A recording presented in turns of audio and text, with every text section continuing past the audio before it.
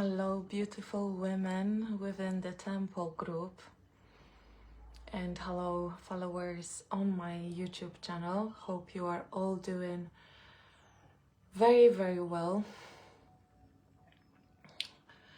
Hope that you are coping with the fast changing energies that are inviting us to expand more, to release more. And today I am coming with very heartwarming messages. And I hope that this live, even though very spontaneous, I really do hope that it will reach this little inner child within your heart and will ignite something new within you. I would like to start with the topic of the still wounded inner child. I'm sure that we all somehow touched upon the healing of the inner child, how fundamental it is, how incredibly important it is to heal this aspect of us, to reconnect with our innocence, to bring back the joy and the lightness into our life. If the inner child remains unhealed, very often it wants to take the front seat in the creation of our lives, and very often it will try to create our reality through the lenses of all the hard experiences the inner child went through. And it will be creating this life with a lot of fear, seeking all different kinds of coping mechanisms, all different kinds of false fulfillments. And it can really truly make our life very, very difficult if it's unattended. And of course, on our awakening path, our ascension path, we got to know so many different beautiful techniques of healing the inner child, releasing the childhood traumas. But if for some reason you still feel that there is this lack of this playfulness inside of you, that you somehow still feel heavy inside, that you actually forgot how to feel joyful, how to feel careless, how to feel spontaneous, how to engage in play with your own child, how to allow yourself to be silly, how to allow yourself to laugh just because, then I am inviting you to play with God. And what do I mean by that? I really do hope that it will truly resonate with you. For me, the playing with God started in very, actually innocent way. It wasn't planned. As you know, I love to channel. I channel in different ways. And even though I would say that most of the times I work with my spirit team and of course with Jay a lot, from time to time I do like to knock to heaven's door, to God himself, to the source. And I love the conversations with God, because only God can answer my questions in the most simple, very almost basic way, but with such a depth that I always feel in awe. And very often, before I go to sleep, I knock to the heaven's door and I almost tease God and I ask God, send me 3 words of your divine wisdom. But you know, God, the way only you can do it. When it sounds so simple, when it sounds so very basic, as I said, but yet only you can implement so much depth, so much incredible truth, so much incredible wisdom, intelligence in those simple 3 words. There's so much learning in this simplicity that God is always given me. And it is so easily adaptable for the mind as well. And yesterday I knocked to the heaven's door, and I didn't have any specific questions. I just actually, as I said, teased God, God, give me 2 words, 3 words, 5 words. And I truly just enjoy receiving those messages from God, because you know it's coming from the source. And I wasn't expecting, but what happened? God started to respond in a very playful way. And suddenly, God responded in Italian language, and I don't speak Italian. It happened to me before when he was giving me certain messages in Spanish, where I also don't speak Spanish. I like when he's speaking to me in different languages that I do not understand, because that kind of excludes the possibility of the mind, the human mind, interfering. So what I normally do, I will just use the Google Translator. I will enter the words and I am getting my response. And the responses were just full of laughter. And as I started to laugh and giggle in my bed, I could feel my inner child that really, really was asleep when it comes to feeling joyous, when it comes to feeling playful, for a very long time. Very long time. I had very difficult several years in my life, and to be honest, I didn't really have time to connect with her in a playful way. If I was connecting with her, it was more for the healing purposes, and everything was just so serious, you know.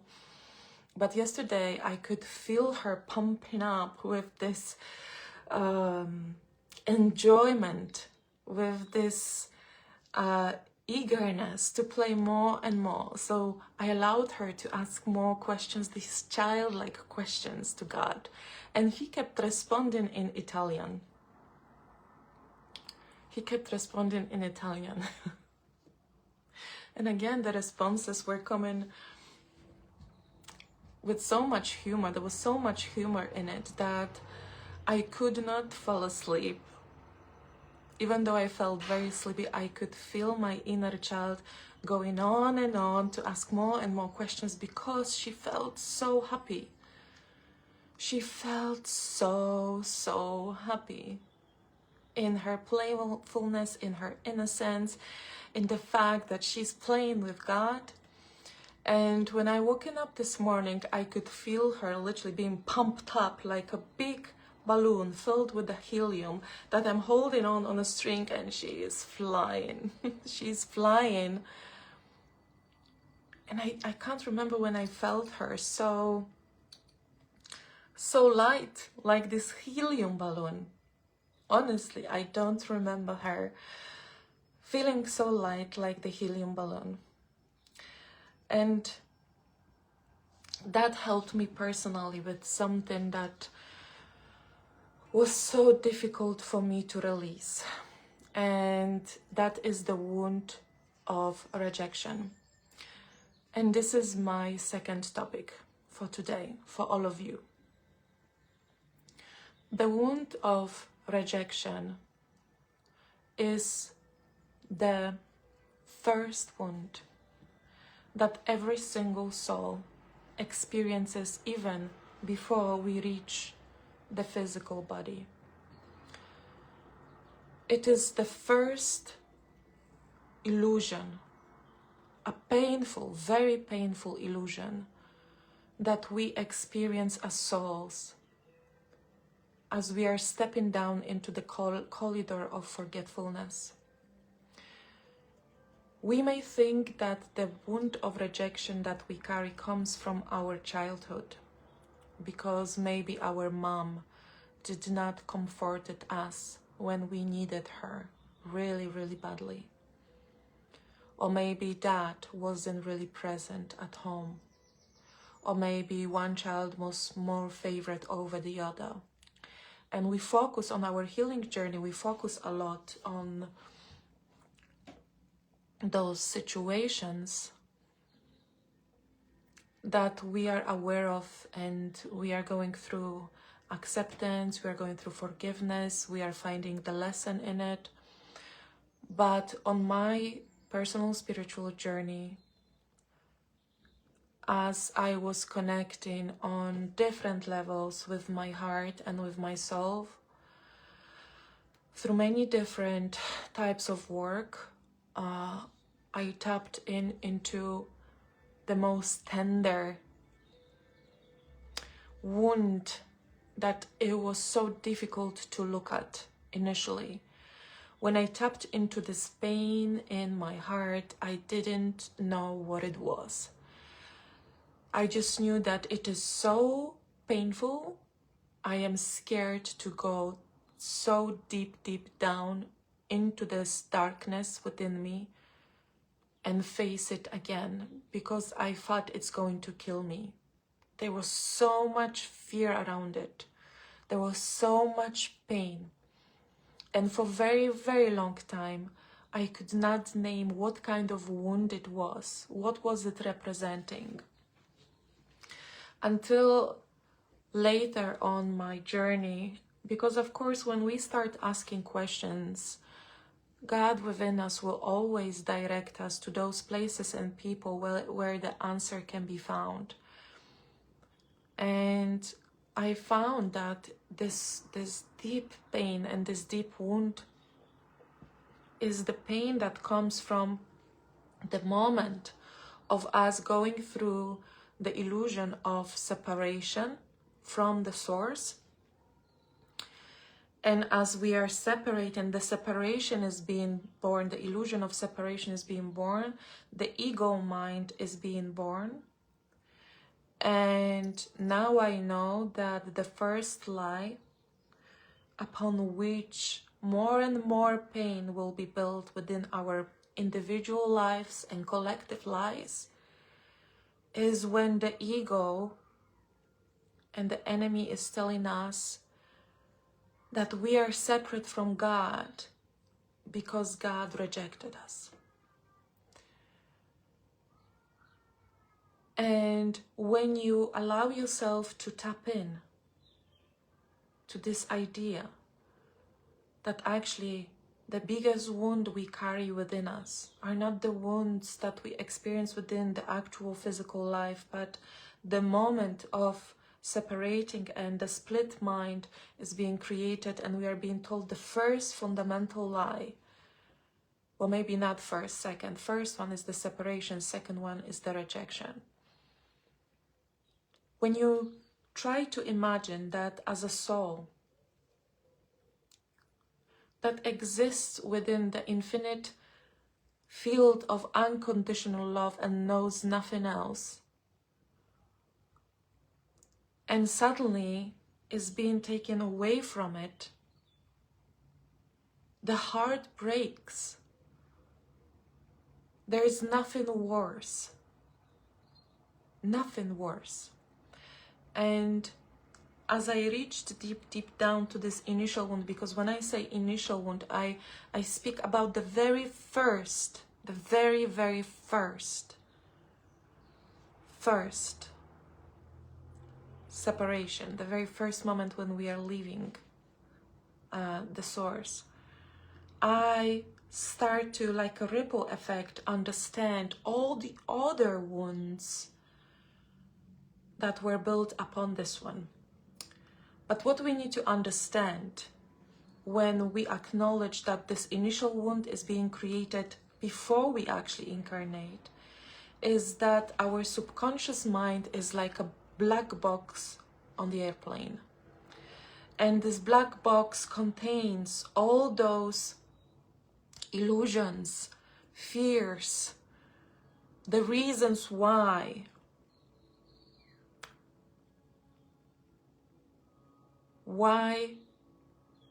we are then creating certain painful experiences in our life.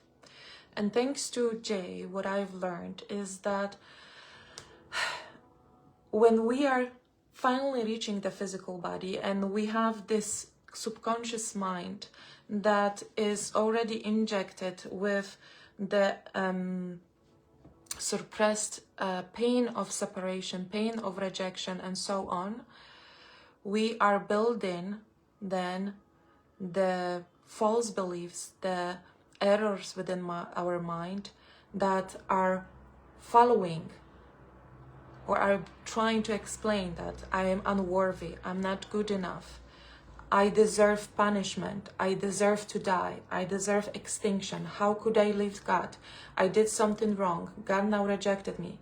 And this subconscious mind is filled with all those dark ideas which are not true. But what we don't know is that those so-called negative events, the rejection from my mom, the rejection from the dad, from our partners, actually comes from this initial rejection, the illusion of rejection that sits within the subconscious mind, and the subconscious mind is mainly responsible for the creation of our reality. And what the parents are actually playing out, the roles that they are playing out, is actually showing us how badly we've been hurt by this first illusion of rejection. And what automatically, unfortunately, will happen after that is that we will start to reject ourselves out of another illusion, which is guilt. And as I said, it's like a ripple effect. In fact, mom and dad did nothing because the rejection started before anything happened, because what they did, their behavior was an expression of what was deeply buried within our subconscious mind. So we've been projecting out, the ego-based belief was projecting out, miscreating a reality within our childhood that was an illusion, never actually happened because the rejection never happened. And I'm speaking about this today because I do believe that in order to fully step into union with God, in order to fully step into unity with one another, unity consciousness, to fully heal your inner child, not only from this lifetime, but on, every single lifetime happens in one different now, but throughout those timelines and dimensions, we need to reach as deep as this initial wounds of separation and rejection, and by acknowledging the truth that it never happened, we can start healing from it. If we will not dig out this deep root that caused so many other than false beliefs, created so many false beliefs that push us further away from ourselves and God, we will be somehow still recreating it somewhat in our reality. So if you feel that there is something deep inside of your heart, that there is something that still is very, very tender and painful, and you would like to receive help, and you don't know how to get closer to God, because of this rejection, there will be lack of trust. The trust will be somehow also not always 100%, because the ego self, the toxic ego self on a subconscious mind will keep repeating to you, you will be rejected again. You will die again. Your heart will rip apart again. We don't hear it, but that's what is happening. If you want to heal it effortlessly, go and play with God. Forget about seriousness. Forget about only sitting in focused prayer, which is also very important, very, very important. Instead, go to him like a child, as a child, and start dismantling, dissolving those walls between you and God, which you are one with, through this playfulness, through this ease. And you will see how beautifully God will respond to you. If you are not a channel, if you feel like it's impossible for you to hear God's words, don't worry, because God knows how to communicate with you in the best possible way. I am really strongly inviting you to not perceive the connection with God through a very serious lens as the churches are given us, but through the lens of a child and a parent. Simplify it. Make it more approachable, accessible. Make fun with God. He is so much full of humor. He is so much full of humor. And you will very quickly feel how your heart, instead of this pain, is being filled with love, is being filled with feeling of safety. And you know what else? The fear is disappearing, because you finally feel, no, God is always with me. God is always behind me. I trust God. God would not allow me to live in fear. That comes from my personal experience, from someone who had zero trust in people, in myself, in God. To finally have my faith back. To finally have that foundation being restored. To finally fully, truly feel and know that what the church told me was somewhere up in the sky, unreachable, is right here. And it's always behind me. To know it and to feel it are two different things. I am inviting you, Divine Feminine, to start feeling it. After all, the Divine Feminine is the energetic symbol of the union with God. And it cannot be only a label. It must be experienced inside. It must be in your energetic field. The trust, the union, the safety, the foundation, the love, the lack of illusions. Because you are walking representation of something so important for the future generations to come. Work on this relationship. Make it the most important. Because it is the most important. Because this is the only relationship.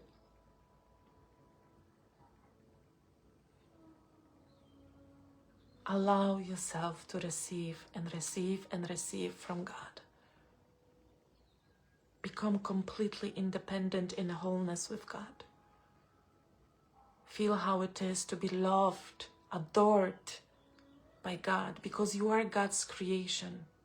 You are His extension.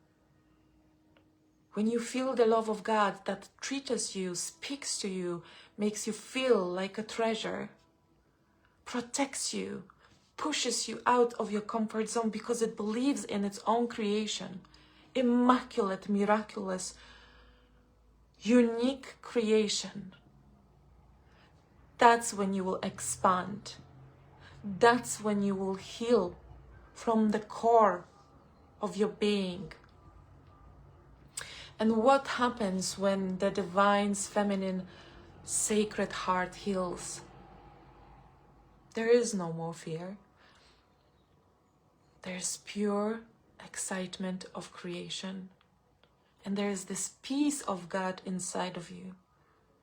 There's finally the union between the feminine and masculine, because you as a woman, you no longer have to live in the illusion of any fear, of any lack. You can see through the illusion, and you are no longer a victim to the reality, because you know you are the reality. Because you know that through this pure connection to God and your infinite abilities to create, recreate, die and rebirth yourself up, you are changing everything outside of yourself. And everything outside of you respects you and honors you and responds to your frequency. That is from now on the most important aspect of your life. Isn't that what we all want? To live without fear? To live without something that actually was never there? If you want to live without fear, you need to first find God within you. Again, you won't find your safety in another person. You won't find safety in money. You won't find safety in anything apart from God. That's what I've learned on my journey. You won't find safety in anything that is external to you. You won't find peace in anything that is external to you. You can only find it in God. And when your heart is healed, it becomes such a powerful magnetic force. Trust me, with one single magnetic influx of energy from your heart, as the magnetic force field, you are commanding reality like that, and everything falls down on your knees, on your lap. Here it is. With the power of your sacred heart, you heal others, you heal yourself like that. Because you fully stand in your truth of who you are, and you are embodying this. So, the creation of the reality is probably another beautiful long topic for a broadcast. But today, most of all, I am inviting you to play with God and let me know how it goes. I am sending you a lot of love. Have a beautiful day. Bye-bye.